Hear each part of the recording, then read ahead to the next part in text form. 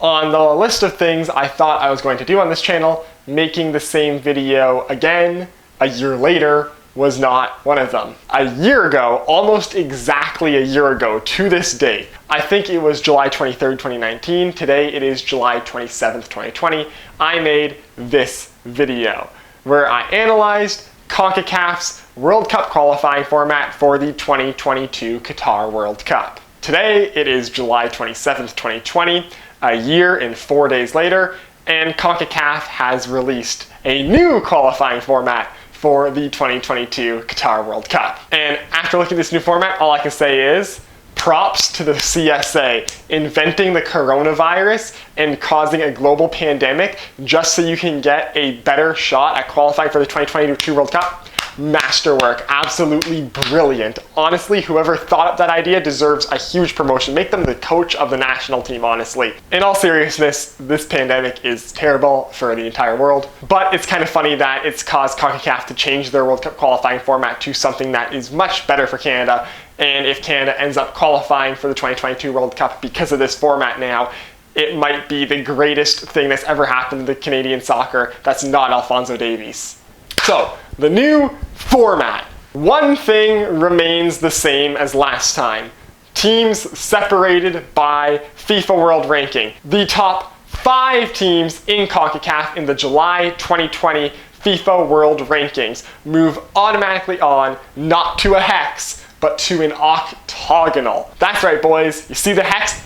Garbage. The octagonal is now where it's at. That round is going to start in June 2021. We still have plenty of things that happens before we get there. Why 5 teams?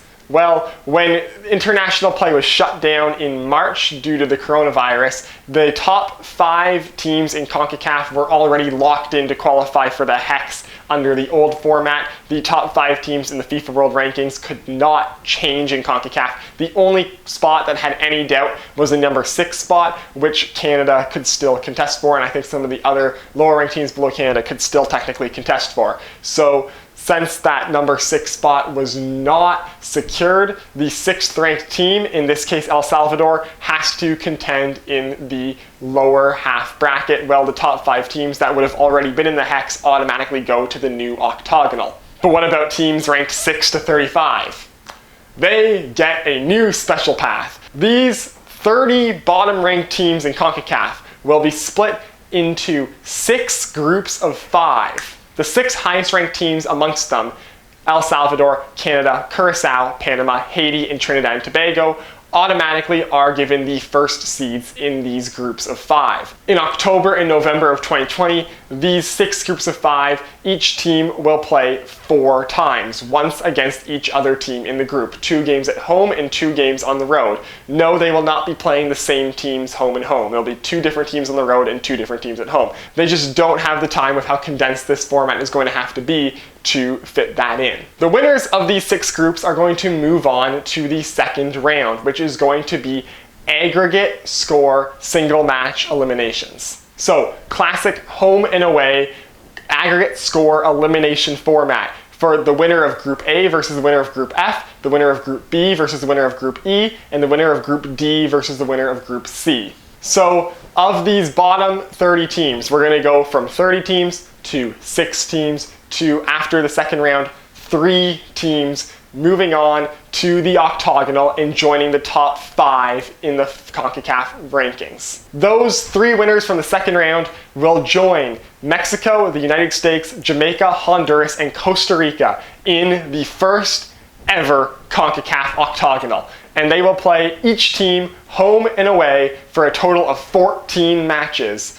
to determine who gets to go to the 2022 FIFA World Cup in Qatar. Just like the hex, the top 3 teams automatically qualify for the FIFA World Cup, and the 4th place team will qualify for the Intercontinental Playoff, which means after the octagonal, half of the teams in the octagonal will move on, although one of them will have to play an intercontinental matchup. This format is so much better than what CONCACAF previously did. The fact that now every team gets a shot to be in the octagonal and gets a direct shot at being in the FIFA World Cup, priceless. Honestly, I don't even mind that some teams get an automatic entry into the octagonal the FIFA World Rankings right now, because, I mean, let's be honest, most of those teams in there would probably get to an octagonal anyways. The only ones that I could see being in doubt of those 5 are Jamaica or Honduras might throw in a bad game and not make it, but Costa Rica, USA, Mexico, of course, locks. Also, I feel like having the FIFA World Rankings actually be used to give a bit of an advantage to some teams is a plus. I mean, these teams play a lot more games via knockout tournaments like the Gold Cup anyways, so it's kind of good for them to have a couple extra games rest. And they won't even get that many extra games rest, as they're all going to be participating in the 2019-2020 Nations League final at some point during this window. That's going to be happening in March of 2021, while the 6-team home and away aggregate knockout stages is going on. What I think the most exciting thing about this is, though, and this could prove huge for growing soccer in all these countries and growing the game, especially in Canada, is starting in October of 2020 to March of 2022, in a span of 18 months, the Canadian national team has the potential to play 20 World Cup qualifying games. 20 meaningful World Cup qualifying games. 4 in the first round, 2 in the second round, and 14 in the octagonal. And the ones in the octagonal are going to be extra important, because by the time the octagonal rolls around, there is a high possibility that there are going to be fans in the stands again.